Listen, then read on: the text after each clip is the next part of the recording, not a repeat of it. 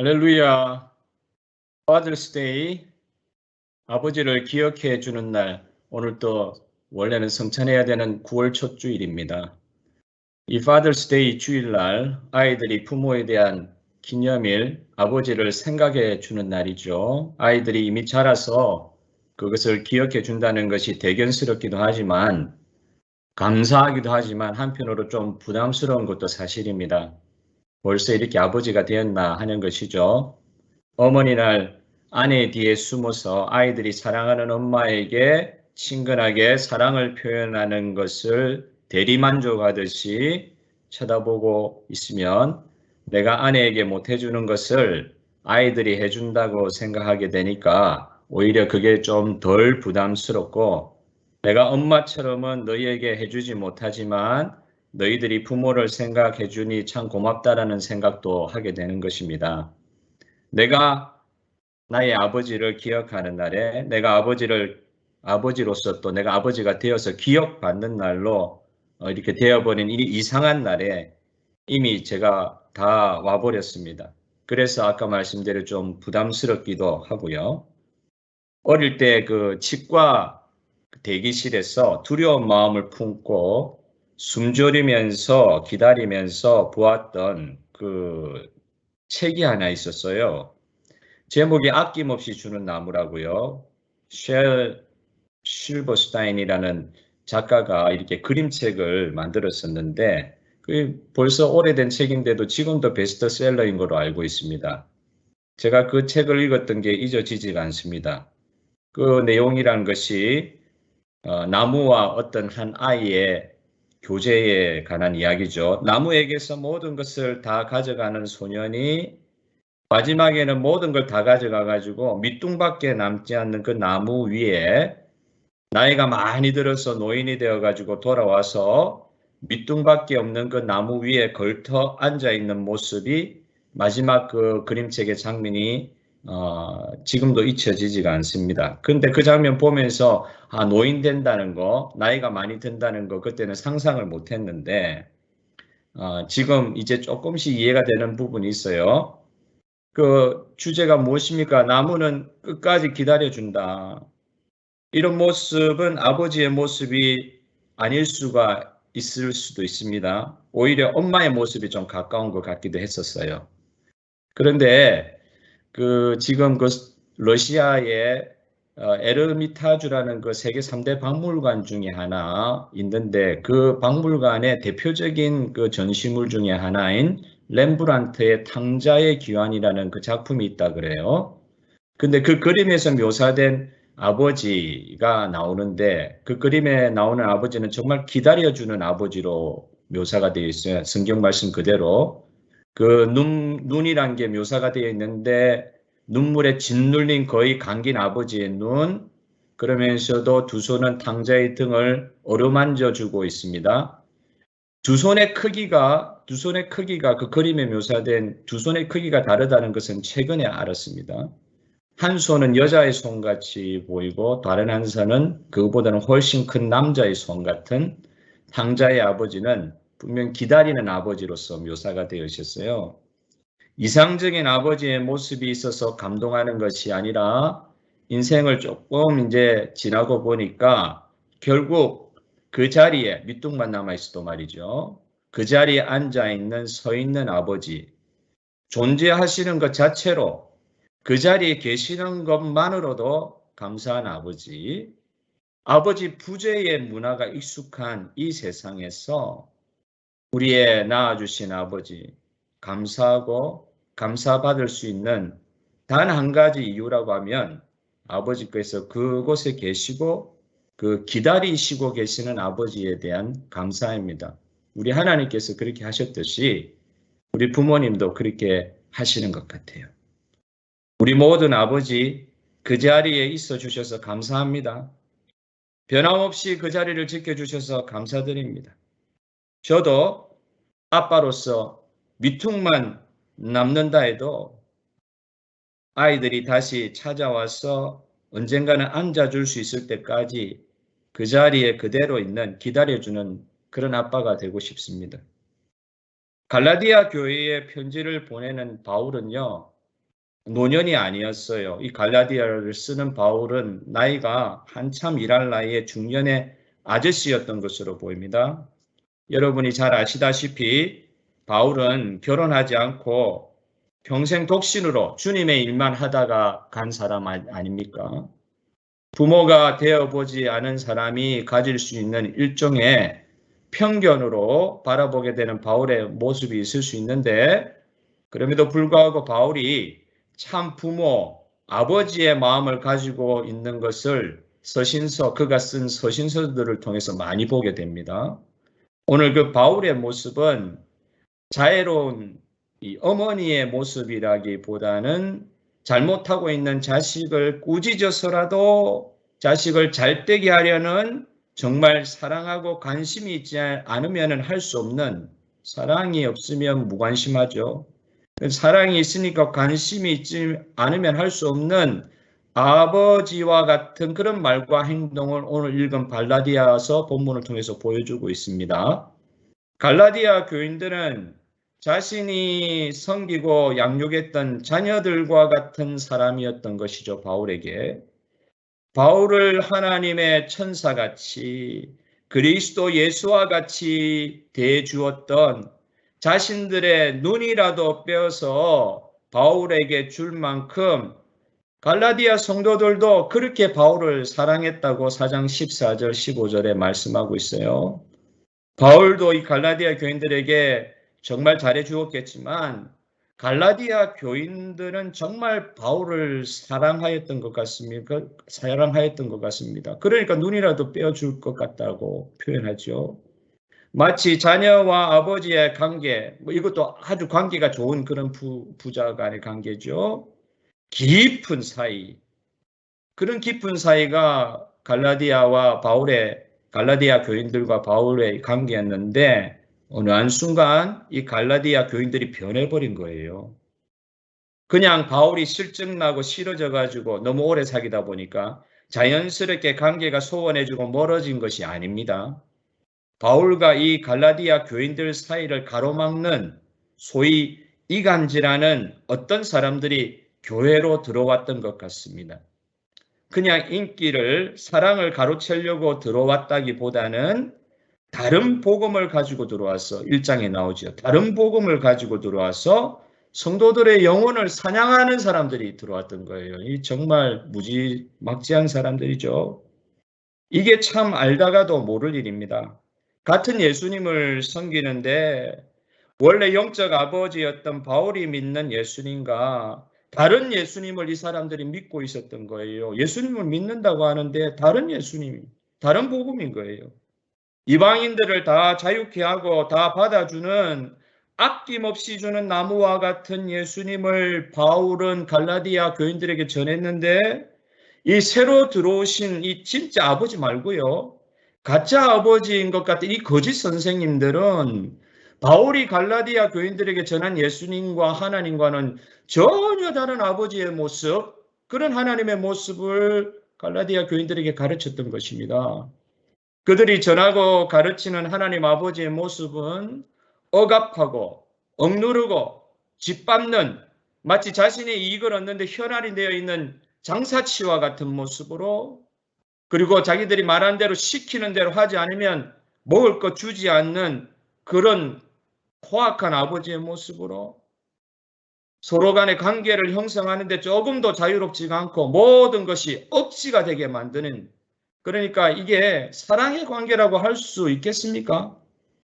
그런 폭군과 같은 진짜 사랑 없는 하나님 아버지를 이 새로 들어온 선생님들이 갈라디아 교인들에게 가르쳐 놓은 겁니다. 아들이 아니라 종과 같은 존재로 다시 돌려놓은 거예요. 하나님과 갈라디아 성도의 관계를 그렇게 만들어 놓은 것입니다. 그런데 참 희한한 것은 갈라디아 교인들이 이 거짓 교사들의 이런 잘못된 가르침에 다 넘어가는 것처럼 보였다는 점입니다. 이게 정말 희한한 거예요. 목사와 교인이라기보다는 서로를 너무 사랑하고 존경해서 자신의 눈이라도 빼어서 줄 만큼, 아니 예수님 대하듯이 사랑하던 바울과 그의 가르침에서 갈라디아 교인들이 이렇게 속히 떠나갈 수 있다는 것이 정말 이해할 수 없던 일이었던 것 같습니다. 바울의 입장에서도 그렇지만 이 성경을 읽고 있는 저와 여러분에게도 이런 느낌이 들지 않습니까? 하나님 아버지를 자식을 사랑하여 자식에게 모든 권리와 자유를 주는 아버지가 아니라 종을 부리는 주인과 같이 여기게 만드는 그런 거짓 선생들의 잘못된 가르침에 갈라디아 교인들이 홀딱 넘어가 버린 거예요. 오늘 본문에 어리석도다, 어리석도다, 이거 한탄의 말을 두 번이나 연거푸 바울이 쓰고 있습니다. 얼마나 가슴이 아팠겠습니까? 철 모르는 어린 자식이 진짜 아버지를 알아보지를 못하고 건강에도 좋지 않은 불량식품을 잔뜩 먹여주는 이런 가짜 아버지의 가짜 속임수의 가르침에 넘어가서 정말 진짜 아버지로서는 바울의 입장에서는 너무 통절할 뿐인 것입니다. 어떻게 그렇게 잘못된 복음, 다른 복음의 거짓 가르침에 우리를 사랑하는 갈라디아 교인들이 그렇게 쉽게 넘어갈 수 있다는 말입니까? 그리고 그 가르침이 자유자인 갈라디아 교인들을 다시 종으로, 노예로 만드는데도 오히려 그 말을 듣고 있는 이런 갈라디아 우리 사랑하는 어린 교인들의 모습을 멀리서 지켜보면서 더 한탄스러워했던 것 같습니다. 상식적으로 보아서도 왜 이방인들이 유대인의 할례 규정을 따라야 합니까? 이방인들은 할례 받을 필요 없었어요. 근데 예수 믿게 된 것도 참 기적과 같은 일인데 자유의 복음을 가진 사람들이 유의 거짓 선지자들, 거짓 사도들의 거짓 선생들에 의해 가지고 유대인이 먼저 되고 나서 예수 믿는 사람 돼야 된다고 하는 이런 할례의 규정을 가르치는데 그거를 왜 따라 해야 됩니까? 이거 쉽지 않는 일이잖아요. 성경에 많이 보셨듯이 여러분 또 할례 받으신 분 아시듯이 이게 쉽지 않은 일이잖아요. 그 없이도 하는데 살 수 있었던 이방인의 신분이었는데 이게 없이 살 수 있는 거였는데 예수 믿는 것 때문에 이 거짓 사도들의 선생들의 가르침 때문에 없던 규정이 생겨버린 것이지 않습니까? 그런데 이 갈라디아 교인들은 그 힘들고 어떻게 보면 자기들을 억누르고 억압하는 듯한 이런 율법의 규정들을 따르기에 좋아하는 거예요. 이게 이해가 안 되면서도 또 가만히 생각해 보니까 또 이해가 되는 측면도 있습니다. 저는 이것을 율법주의의 마력이라고 제 혼자서 많이 이렇게 표현들을 합니다. 율법주의의 마력, 이 참 악마적인 끌림이라 그럴까요? 거의 악마적이고 숙명론적이고 이 죄인의 우리가 예수 믿기 전에 예수의 피로 덮임받기 전에는 이 죄인의 뿌리 깊은 죄성, 지금도 육신이 남아 있잖아요. 이 죄인의 뿌리 깊은 죄성이 찰카닥 이게 딱 걸려버리고 말 수 있는 이런 빨아당기는 힘이랄까요? 끌어당기는 정도가 아니라 빨아당긴단 말이죠. 완전히 흡수해버리는 이런 율법주의의 마력이 있다는 것입니다. 여러분 이렇게 장사하는 거 우리가 보게 되면 참 정직하게 다들 장사하시고 비즈니스를 하시는데 어떤 경우에는 같은 물건인데도 포장을 너무너무 번지르르게 해가지고 훨씬 같은 제품인데 훨씬 높은 가격을 써놓으면 사람들이 비교를 하고 높은 거를 안 사야 되는 가격이 비싼 걸 안 사야 되는데 참 희한한 거는요. 똑같은 제품인데 오히려 가격을 비싸게 해놓고 진열대 좋은데 딱 배치만 해놓으면 더 많이 팔린다는 거예요. 비싸게 해놓으면 그것을 가지려는 사람의 욕망이 더 자극된다는 것입니다. 명품이요. 일반적인 제품과 별로 품질의 차이도 없어 보이는데 뭐 좋은 제품도 있겠지만 그래도 이렇게 품질의 차이가 별로 없는데도 턱없이 비싼 가격 정책을 가진 그 비즈니스들이 있잖아요. 그런데도 사람들이 그거 사지 못해가 안달이 나가지고 득달같이 달려들어서 그 명품들을 줄 서가지고 사는 거 아닙니까? 하나님의 은혜, 자유의 복음, 노예의 굴레에서 해방시켜주는 참 자유의 자녀와 아버지의 관계보다는 눈에 보이는 그리고 손에 잡히고 그런데 이것은 옛날에 익숙한 대로, 옛날에 그런 관계에서 우리가 살았는데, 이 억압받는 노예의 신분으로 그냥 갈라디아 교인들이 그렇게 돌아가 버린 것입니다.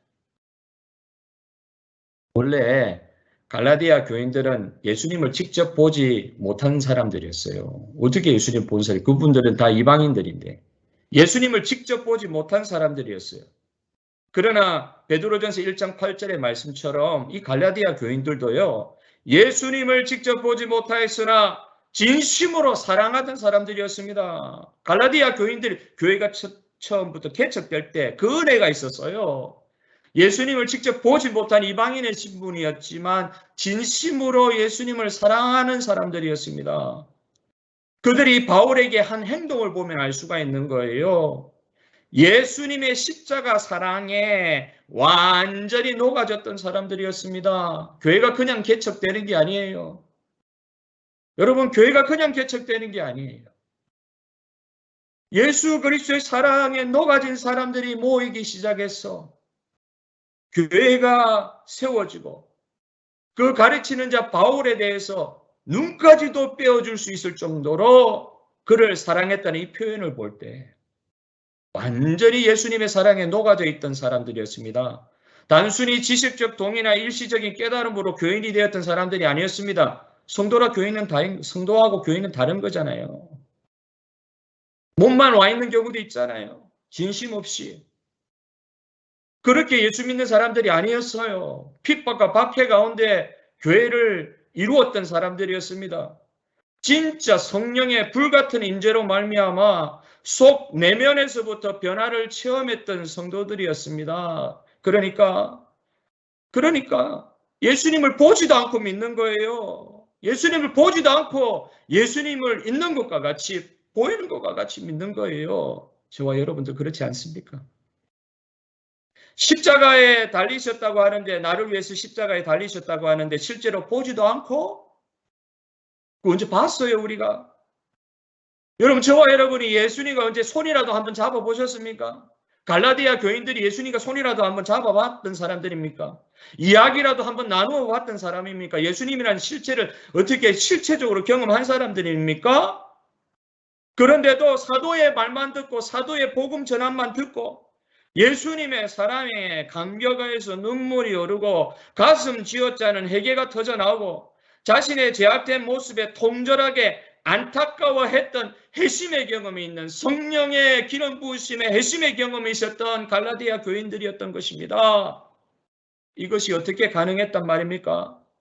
갈라디아 교인들은 예수님에 관한 복음을 듣기만 하고도 보지도 못했어요. 예수님 알지도 못했어요. 그런데 예수님에 관한 복음을 사도를 통해서 듣기만 하고도 믿음이 생겼어요. 이것을 가능하게 하신 것은 성령 하나님의 특별한 그들 가운데 임재와 성령 세례의 결과가 그들 가운데 있었기 때문에 이런 일이 가능했습니다. 다 그런 것으로 일반화해서 우리가 생각할 수는 없지만 예수님을 영접하고 믿게 되는 바로 그 순간 성령의 특별한 체험을 하게 되는 경우도 있을 수 있잖아요. 그 경우가 갈라디아 교회의 경우였습니다. 성령께서 주시는 믿음으로 예수님을 영접하면 어떤 현상이 생깁니까? 눈이 뜨여 있으나 여러분, 예수님의 실체를 볼 수 없는 것, 영적인 실체를 볼 수 없는 것과 같이 영안이 다 닫혀 있었는데 육신의 눈은 다 2.0 이렇게 보일지 몰라도 영안이 다 닫혀 있던 사람들이었는데 성령께서 주시는 감동과 성령께서 주시는 믿음으로 예수님을 보지도 않은 상태에서 영접하게 되고 영안이 새롭게 열리게 되는 체험을 하게 되었던 것입니다. 그전에는 볼 수 없었던 보이지 않던 것에 대해 볼 수 있는 눈이 열렸던 것이에요. 갈라디아 교인들이 그것을 체험했었습니다.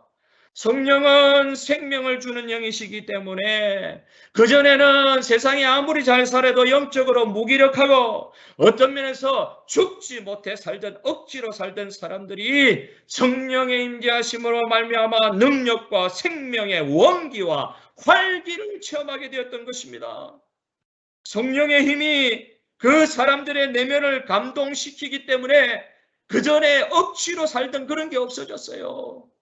그래서 골로새서나 다른 서신서들에 보면 이런 표현들이 많아요. 힘을 다하여 내가 수고한다.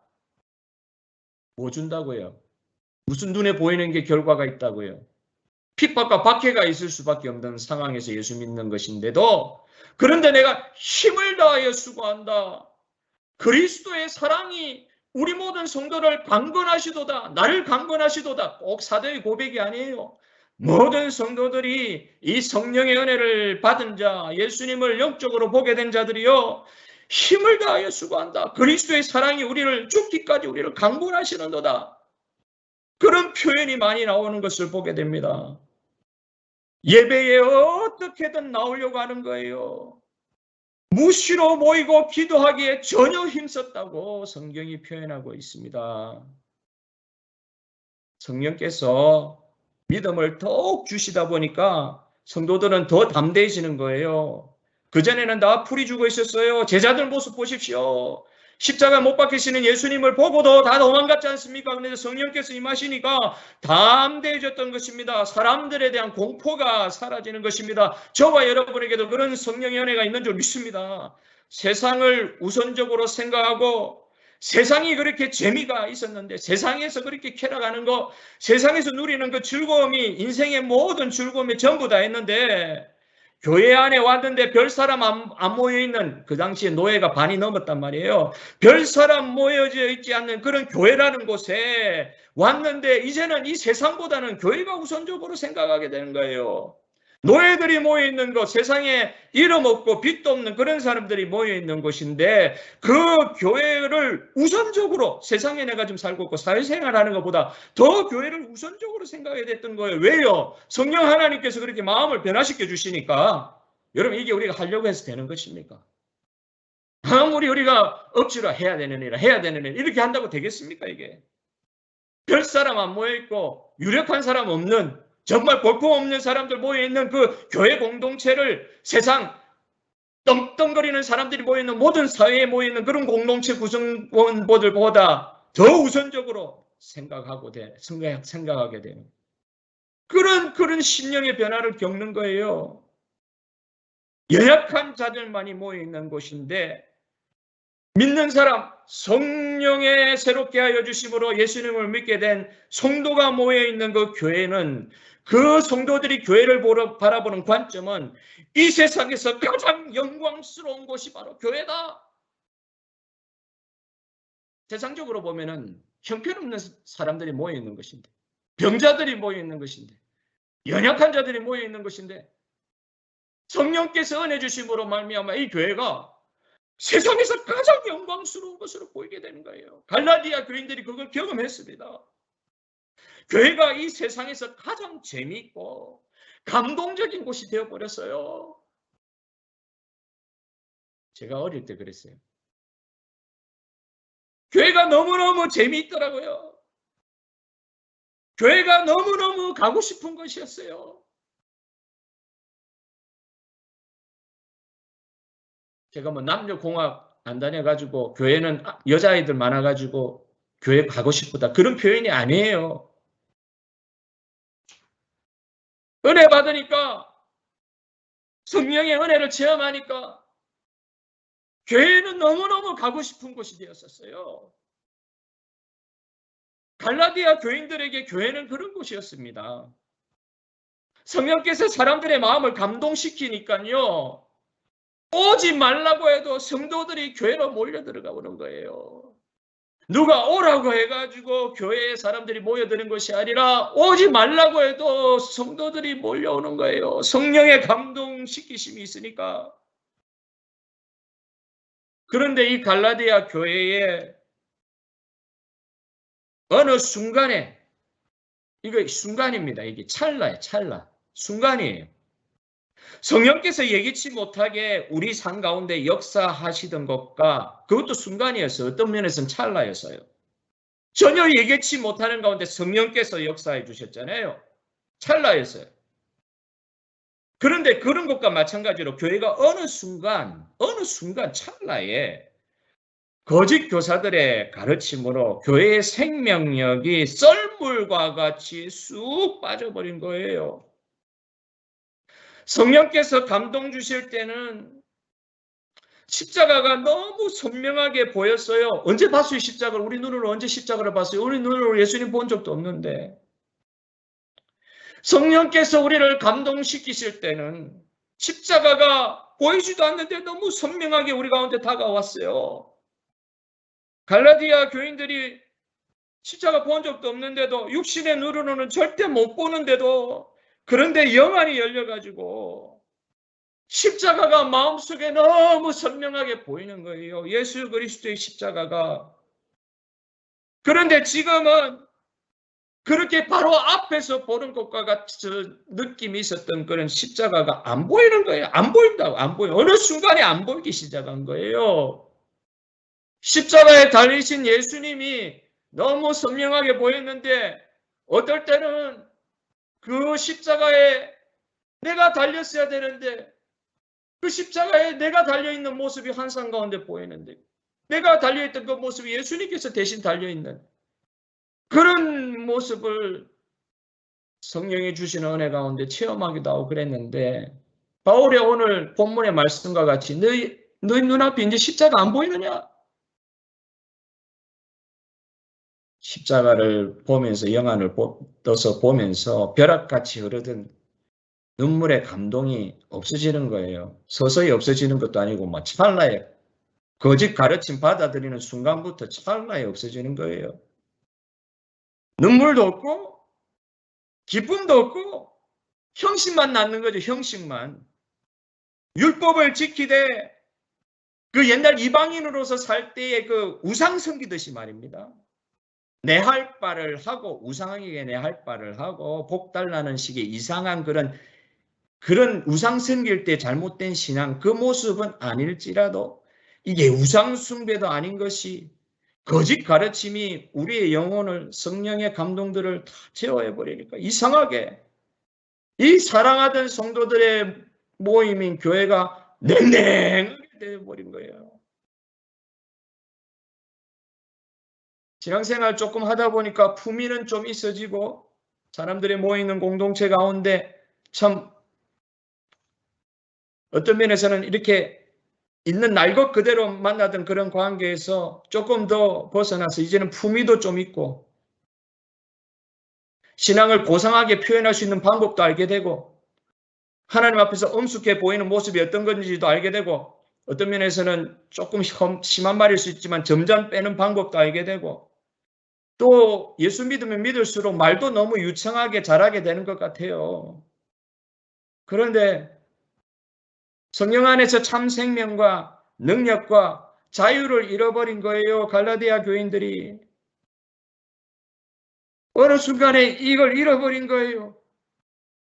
이러니까, 이런 상황에 빠지니까 열심내고 주 예수 그리스도 안에서 내가 힘을 다하여 수고하노라. 내가 우리 주 예수 그리스도의 사랑에 광검받아서 내가 움직이지 않을 수가 없노라. 이렇게 열심내고 더 매진하면서 추구해야 했던 그 신앙의 열정이 어느 순간에 사라져버린 것입니다. 할례만 받으면 되는데, 눈에 보이는 신앙의 표만 받으면 되는 것처럼 이렇게 배움을 받다 보니까 눈에 보이지 않는 성령께서 부어주시는 실제 성령의 능력 안에서 체험했던 그런 놀라운 은혜의 세계에 대한 눈이 닫혀버리게 되었던 것입니다. 급격히 변화되는 거. 이제 좀 안정기에 들어가다 보니까 지나침에 대한 두려움이 이제 생기기 시작하니까 성령으로 말미암아 성령의 감동으로 열심내는 것에 대해서까지 식상해 버리지는 거예요. 이거 해봐야 안 해본 줄 압니까? 이거 해봐야 식상해져 버린 거예요. 성령께서 감동 주실 때는 저항하지 않고 만사를 제쳐놓고 순종하는 열심이 있었는데, 이게 이제는 매사의 매너리즘에 빠진 것인지, 우리 주님을 위한 사역이라 할지라도 단순함과 편리함만 추구하게 되는, 힘에 지나는 수고 이런 거 이야기를 잘 못하게 되는 그런 상황이 돼버린단 말이죠. 갈라디아 교회가 성령의 감동은 사라지고 깡 마른 형식주의만 남게 되었을 때 사람들의 영혼들을 끌어들이던 누가 오라 한 것도 아닐 거예요. 그냥 예수에 관한 전도만 한 거예요. 상품 준 것도 아니에요. 유력한 사람들이 모여 있는 것도 아니었어요. 그런데 사람들의 영혼들을 끌어들였단 말이에요. 그 끌어들이는 성령의 생명력이 교회 안에 있어야 됐는데 이게 사라지고 교회가 하나의 제도, 기관과 같이 되어버렸던 갈라디아 교회의 모습을 사도 바울이 보고 있을 때 얼마나 통탄했겠어요. 바울은 이 상황이 너무 안타까웠습니다. 자기가 전도해서 어떤 면에서는 하나님이 낳으신 주님의 교회이긴 하지만 자기가 전도해서 사도들의 전도로 말미암아 나아진 교회이기 때문에 사도 바울은 그 교회를 생각하면 부모의 심정, 아버지의 심정으로 오늘 이 시간 본문 말씀해 보는 것처럼 호통도 치고 어떤 면에서는 부드럽게 어루만지면서까지 이 상황에 빠져있는 교회를 지금 바라보고 안타까워하고 있는 것입니다. 저와 여러분의 믿음은 십자가로 만져가고 예수 그리스도께만 집중하는 것입니다. 할렐루야. 여러분 믿습니까? 십자가로만 만족하고 예수 그리스도께만 집중하게 하는 것이 우리 구원받는 믿음이에요. 율법의 행위를 통하여 마치 예수님께서 십자가에서 이미 이루어 놓으신 일에는 좀 부족함이 있는 것처럼 생각하면서 그 예수님의 그 십자가 위에 우리의 공로로 힘껏 들어 올린 돌 하나를 얹어 놓는 그런 심정으로 마치 예수님의 십자가가 좀 부족한 것이 있어서 이걸 우리 열심으로 채워야 되는 것처럼 생각하는 거, 우리의 업적, 우리의 예수님을 향한 공로를 하나 더 얹어야 그래도 이게 구원받는 맛이 있지, 이렇게 접근하게 되는 거, 이거 불신앙이란 말이죠. 여러분, 거짓 선지자들이 그렇게 구원의 조건과 같이 제시한 이 할례는 약속의 증표를 할지라도 이 할례는 사실은 아무것도 아니에요. 아브라함이 할례 받음으로 구원받은 게 아니라고 말씀하고 있잖아요. 아브라함은 이 갈라디아 교인들과 같이 성령께서 주시는 믿음을 통하여 구원받은 줄 믿습니다. 저와 여러분도 우리 주 예수 그리스도를 향한 성령께서 주시는 믿음의 변화로 말미암아 우리가 구원받은 줄 믿습니다. 마찬가지로 갈라디아 성도는 십자가에 달리신 예수 그리스도를 믿음으로 의롭게 되고 구원받은 것입니다. 갈라디아 성도들은 이렇게 성령으로 시작한 거예요. 성령으로 시작했어요. 믿는 게 우리의 의지와 결단이 아니라는 거예요. 일시적 동의 그런 것으로 우리가 믿음 생활 시작하게 된 게 아니라는 거예요. 갈라디아 교회가 그렇게 시작한 게 아니에요. 갈라디아 교회가 예수 보이지도 않는 예수님을 보는 것과 같이 믿는 영안이 열린 것은, 그 믿음을 고백하게 된 것은 성령께서 그렇게 시작하게 하셨기 때문에 그렇게 교회가 형성될 수 있었던 것입니다. 그런데 이 교회는 오늘 사도 바울의 말처럼 성령으로 마쳐야 되는 교회예요. 성령으로 시작하였으면 성령으로 마쳐야 되는 줄 믿으시기를 바랍니다. 시작은 성령으로 해놓고 육체로 마친다고요? 이런 일이 있을 수가 없다는 거예요. 사도 바울의 입장에서는 이게 있을 수 없는 일이에요. 바울의 걱정대로 성령으로 시작했다가 육체로 마치면 안 된다는 거예요. 갈라디아 교인들도 그래야 될 뿐만 아니라 저와 여러분도 성령으로 시작했다가 육체로 마치는 이런 일은 주님께서 안 되게 해주실 줄 여러분 믿습니다. 그런데 갈라디아 교인들과 같이 이런 성령으로 시작했다가 결국은 종국에는 돌아오게 되겠지만 현재 이 바울이 편지를 보내는 이 시점의 갈라디아 교인처럼 저와 여러분의 삶도 혹시 성령으로 시작했다가 육체로 마치는 듯한 증상이 여러분 삶 가운데 보이는 것은 없습니까?